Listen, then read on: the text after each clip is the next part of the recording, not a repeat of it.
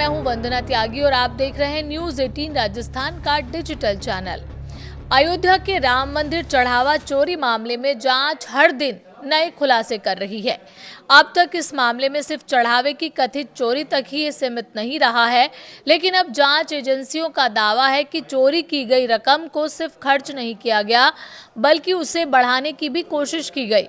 Police के मुताबिक पैसा शेयर बाजार में लगाया गया, ब्याज पर दिए गए और रिश्तेदारों के बैंक खातों के जरिए लेन देन कर मनी ट्रेल छिपाने की कोशिश की गई।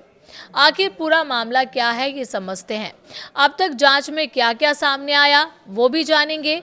आइए सबसे पहले आसान भाषा में समझते हैं कि ये पूरा मामला क्या था। दरअसल जून के पहले सप्ताह में राम मंदिर के चढ़ावे में गड़बड़ी की शिकायत सामने आई।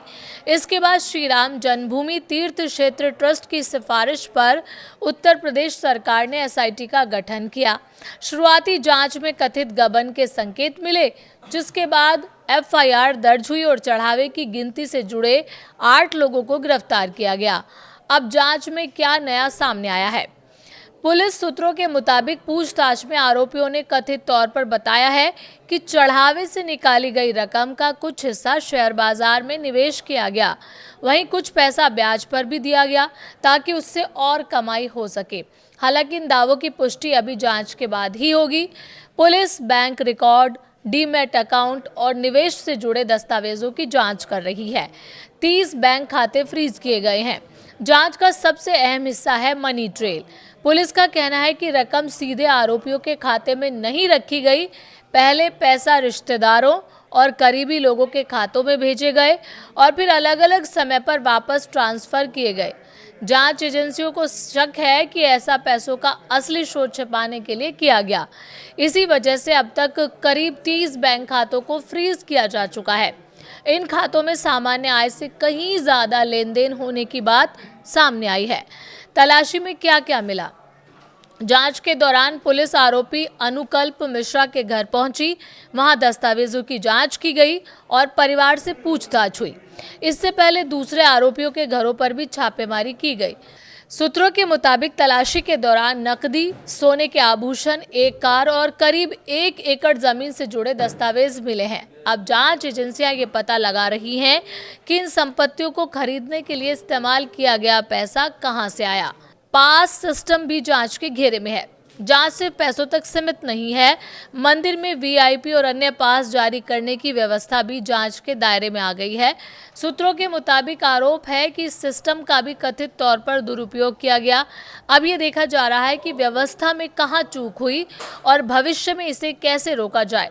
ट्रस्ट ने किए हैं बड़े बदलाव।